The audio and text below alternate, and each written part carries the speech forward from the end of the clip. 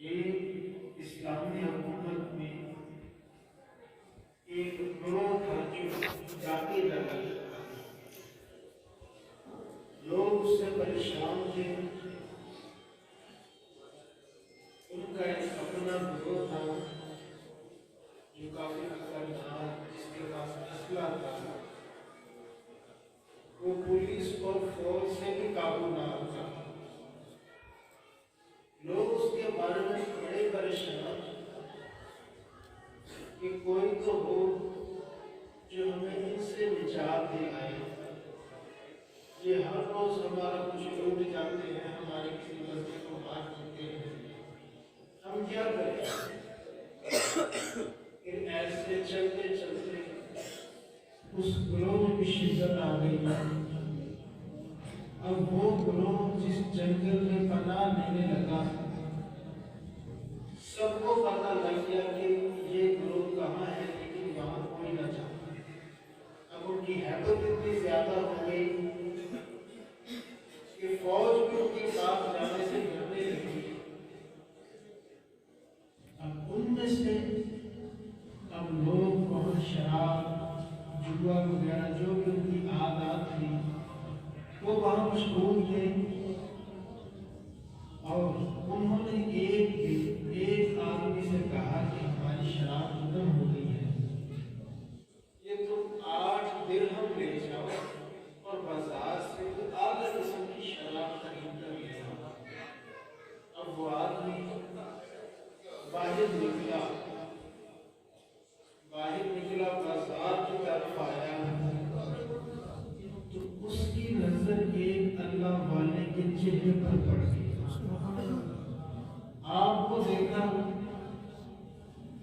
بڑا ہی خوش ہوا، ایسی حسین صورت اس نے پہلے کبھی نہ دیکھی تھی۔ آپ پھلوں کی دکان پر تھے، کچھ تربوز پسند فرما رہے تھے۔ آپ نے ایک تربوز کو ہاتھوں میں لیا، اسے واپس رکھ دیا، آگے چلے گئے، وہ چیز پسند نہ آئی تو وہ اس آدمی کے پاس گیا اور کہا کہ آپ مجھے یہ تربوز بیچ دیں۔ تو اس نے کہا یہ حضرت نے اس کو ہاتھ لگایا ہے، میں تو اسے کبھی نہیں بیچوں گا۔ تو اس نے کہا آپ مجھ سے 8 دینار لے لیں اور یہ تربوز مجھے بیچ دیں۔ دکاندار نے کہا نہیں، یہ تربوز بیچنے کے لیے نہیں، اور بہت سارے ہیں، آپ ان میں سے کوئی خرید دیجیے۔